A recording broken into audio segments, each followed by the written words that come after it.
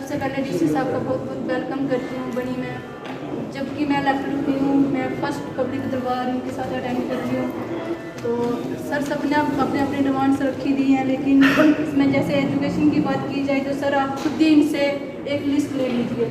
जहाँ पे भी रोड साइड स्कूल है वो फिलहाल पोस्टें होगी और आपको एक्स्ट्रा टीचर मिलेंगे, लेकिन जो पहाड़ी एरिया में स्कूल है वहाँ पे एक एक टीचर और दो दो टीचर काम कर रहे हैं और स्ट्रेंथ इतनी ज़्यादा है। तो जैसे कुछ प्राइमरी स्कूल है वहाँ पे आज तक बिल्डिंग नहीं है, वो जो बच्चे पढ़ा रहे हैं वो किसी के घर पर पढ़ा रहे हैं। 3 स्कूल हैं, जैसे एक हो गया जे संती में है और एक चलोग में है और एक भी फ़ोन आया था चलोग से, तो वो लोग बोल रहे हैं कि 3 मंथ से हमें रोज राशन नहीं मिला, चाहे BPL हो चाहे APL हो। वो मुझे नहीं पता राशन कहाँ गया, किसको दिया गया। कि अगर ऑनलाइन करनी है सभी मशीनें ऑनलाइन होनी चाहिए। हम मानते हैं कि जैसे बंडहार बांजल और डंडीगुटू में नेटवर्क नहीं है, वहाँ की मशीनें मार सकते हैं, ऑफलाइन हो सकते हैं। जहाँ पे भी नेटवर्क है वहाँ की मशीनें तो ऑनलाइन कर दो। ये थोड़ा हो सकता है कि एक पंचायत की ऑनलाइन है दूसरी पंचायत की ऑफलाइन है। और सर जी इन्होंने बता ही दिया कि जो ATM का मसला है ये भी बहुत इंपॉर्टेंट है, जो हमारा ये हॉस्पिटल के साथ होना चाहिए। और सर जो सबसे बड़ी बात है, जैसे भी अभी हमारे सभी सरपंच ने कैपेक्स का प्लान बनाया, जो हमने पिछली बार प्लान बनाया था उसका ये हमें बोल रहे हैं कि आपकी लायबिलिटी रहती है, ये रहती है, वो रहती है। सर वो किस चीज़ की लायबिलिटी रहती है? जब मैं बताती हूँ, जो ZDO ऑफिस बनी है, मैंने जनवरी में इसकी इनॉग्रेशन की। जब SDM मेरे साथ गए थे, BDO मेरे साथ गए थे, वो काम टोटली कंप्लीट हो चुका था। उस टाइम क्यों नहीं मुझे बताया उन्होंने कि जहाँ की लायबिलिटी रहती है? 1 मंथ था फिर भी उसके पास, क्यों नहीं उसने काम किया? बंदे जे कार्रवाई जहाँ ठेकेदार के ऊपर होनी चाहिए, गवर्नमेंट के ऊपर होनी चाहिए, क्यों नहीं काम किया? वो हम लायबिलिटी नहीं देंगे और नहीं हम देने वाले हैं। मैं अपने सरपंचों से कहती हूँ, क्योंकि हमने पब्लिक में जवाब देना होता है, एक ही काम बार बार थोड़ा देना होता है। और जो एक धार का रोड था वो रोड बन चुके हैं, उसकी पेमेंट निकल गई है, लेकिन मुझे पता नहीं वो ठेकेदार कहाँ से आया, कहाँ से उसने काम लगाया, क्या हुआ क्या नहीं। लेकिन जो मुझे पता है, मैंने खुद इनॉग्रेशन किया, वो देखा है काम, वो काम कंप्लीट हो चुके, उसकी पेमेंट नहीं हुई है। जो मुझे नहीं पता किसकी है क्या नहीं। और जब BDO ऑफिस में जी जितनी पोस्ट है फिलअप होने चाहिए, क्योंकि इसकी वजह से हमें बहुत सारी प्रॉब्लम आती है, चाहे JE हो जहाँ अकाउंट असिस्टेंट हो, क्योंकि हमारा टोटली बनी का पहाड़ी क्षेत्र है। तो हमें एक को डंडीगुटू चला जाता है, दूसरे को फिर वहाँ पे नहीं किसी का नंबर लगता है, नहीं कुछ लगता है, इसके लिए बहुत ज़्यादा प्रॉब्लम आती है। वहाँ से जब सुबह बच्चे रोड साइड खड़े होते हैं, 3-4 पंचायतें हैं, बच्चे हाई स्कूल बनी जाते हैं, रोड की इतनी बुरी हालत है, उनकी यूनिफॉर्म ऐसी हो जाती है कि सुबह आते हो शाम को उनको यूनिफॉर्म धोनी पड़ती है। तो मैं चाहती हूँ कि इसको ब्लैक टॉप किया जाए। ये थोड़ा सा एरिया भैया, ये पता नहीं क्यों रखा है, क्यों नहीं इसको ब्लैक टॉप कर रहे हैं। कितनी बार ये पानी डालेंगे, कितनी बार ये करेंगे, जब तक ब्लैक टॉप नहीं होगा तब तक इसका कुछ नहीं हो सकता।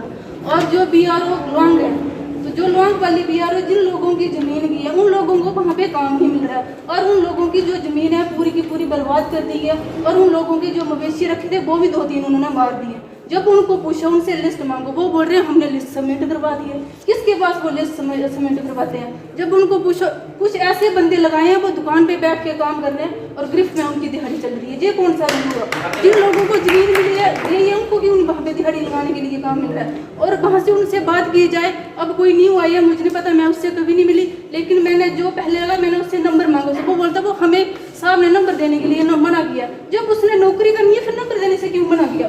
बात करने में उसको शर्म आती है क्या? क्यों नहीं बात करते? जब हम उससे रिकॉर्ड मांगते हैं क्यों नहीं वो रिकॉर्ड देते हमें?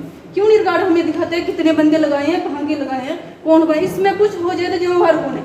जब उसको पता ही नहीं है कि मेरी गिरफ्त में कितने काम कर रहे हैं, कहाँ से आए हैं, कौन कौन कर रहे हैं, इसके ऊपर एक्शन होना चाहिए। और ये मेमोरेंडम है।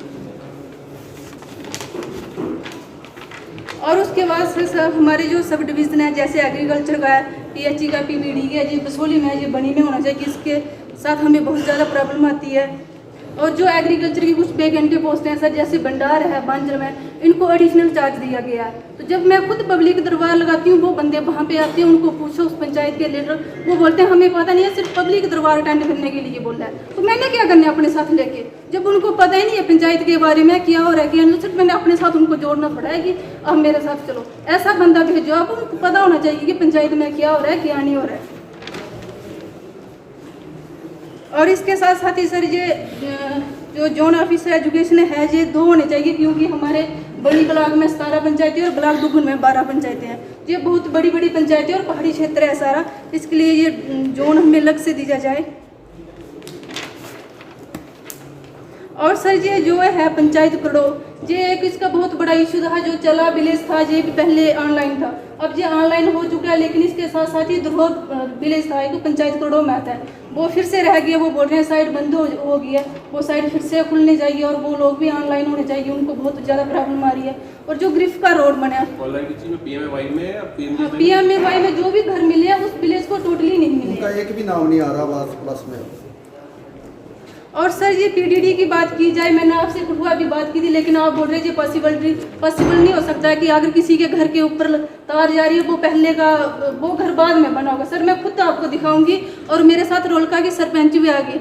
अब रोलका में हाई सेकेंडरी है, रोलका स्कूल के बीच पोल लगाया गया, वो भी लकड़ी का, कल की उधर कुछ हो जाए तो उसका जिम्मेवार कौन है? जी मैं पहले भी बहुत बार कह चुकी हूँ, और जब आपके जेई को या किसी को फ़ोन करो वो बोल रहे हैं हमारे पास मटेरियल नहीं है, हमारे पास पोल नहीं है, तो वो कहाँ से आएंगे? वो लोगों से किराया इतना लिया जा रहा है, तो वो पैसा कहाँ जाता है? लोग मेरे साथ बोल रहे थे कि जो किराया वो हम 1 मंथ का इकट्ठा कर लेते हैं, हम बड़ी की रिपेयर खुद करवा देते हैं अगर ये डिपार्टमेंट वाले नहीं।